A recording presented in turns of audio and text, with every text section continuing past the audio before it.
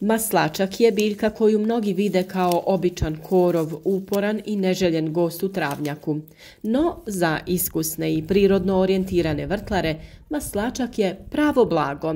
Zlatna biljka koja hrani tlo, jača biljke u našem vrtu, odbija štetnike i štiti od bolesti. Ako ga još niste uvrstili u svoju vrtlarsku rutinu, sada je pravo vrijeme da ga bolje upoznate. Naime, maslačak ima duboko korijenje koje prodire u donje slojeve tla i izvlači minerale koje mnoge biljke ne mogu dostići. Njegovi listovi i cvjetovi bogati su kalijem, kalcijem, željezom, magnezijem i drugim vitaminima. Upravo zahvaljujući toj bogatoj hemijskoj strukturi, pripravci od maslačka čine biljke zdravijima, otpornijima i bujnijima. Osim što privlače pčele i druge korisne insekte u vrt, idealan je za zaštitu i prihranu biljaka. Sve je jestivo i korisno. Kod maslačka možete koristiti listove, cvjetove, pa čak i korijen. I to ne samo u prehrani ljudi, već i kao vrijedne sirovine za prirodne preparate u vrtu. Maslačak je vrlo efikasan kao prirodna prihrana za biljke.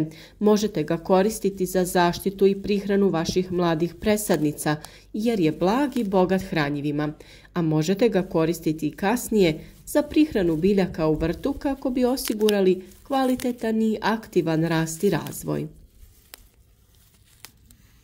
Jedan od najčešćih i najjednostavnijih načina korištenja maslačka u vrtu jeste priprema fermentiranog biljnog gnojiva, takozvani biljni čaj. Prvi recept koji vam u ovom videu donosimo jeste fermentirani ekstrakt od maslačka. 1 kg svježih listova, cvjetova i stabljika maslačka potopi se u 10 litara vode. Najbolje bi bilo da se radi o kišnici. Potrebna vam je jedna velika kanta ili plastična posuda zapremine veće od 10 litara.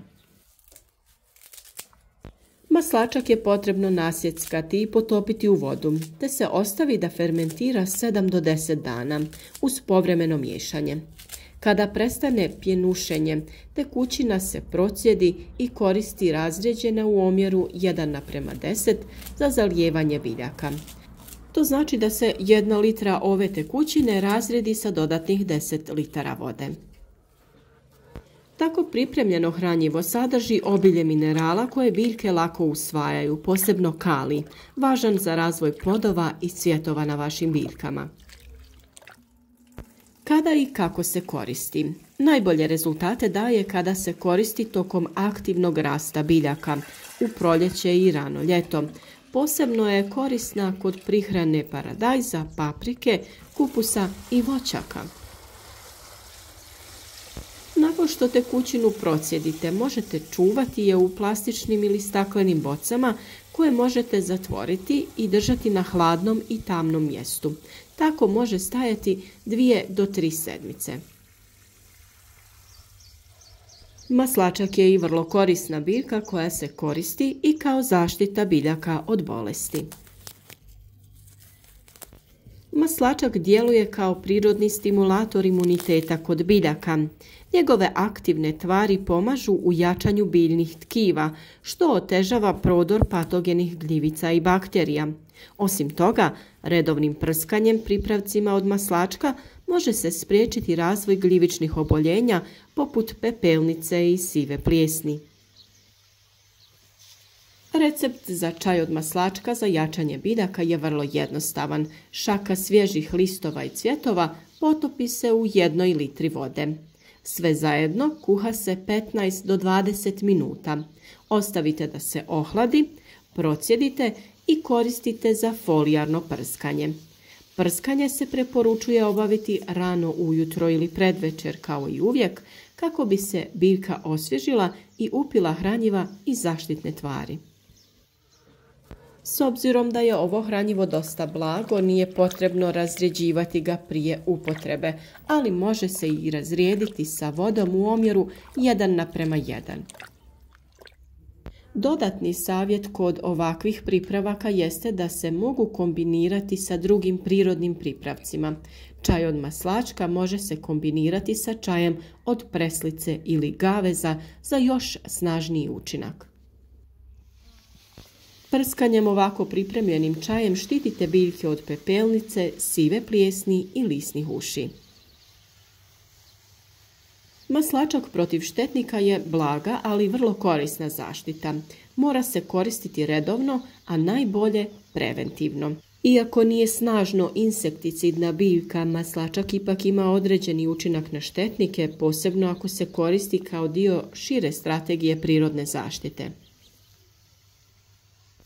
Preparati od maslačka vrlo su korisni i protiv lisnih uši i drugih mekih štetnika. Prskanje čajem od maslačka ili razređenim fermentiranim pripravkom može djelovati kao repelent, naročito protiv lisnih uši koje ne vole gorke tvari.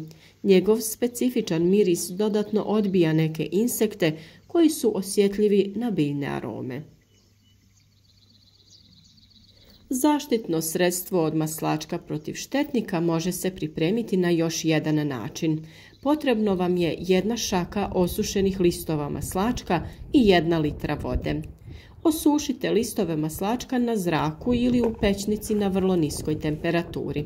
Stavite te osušene listove u posudu i prelijte vrućom vodom. Pokrijte i ostavite da odstoji nekoliko sati. Nakon toga procijedite tekućinu kroz gazu. Ovako pripremljeno sredstvo možete koristiti za prskanje biljaka kako biste ih zaštitili od raznih štetnika, poput lisnih uši ili puževa. Prskajte biljke jednom u 7 dana ili po potrebi. Ovaj sprej je ipak najbolje koristiti odmah, ali može se čuvati do 7 dana, također na hladnom i tamnom mjestu. Uloga maslačka u jačanju biljne otpornosti je velika. Zdrave i dobro prihranjene biljke rjeđe privlače štetnike. Maslačak tu igra ključnu ulogu. Ne uništava direktno štetnike, ali gradi obrambene kapacitete biljke, čineći je manje privlačnom i otpornijom. Maslačak je vrlo koristan i za tlo. Prirodni je poboljšivač strukture.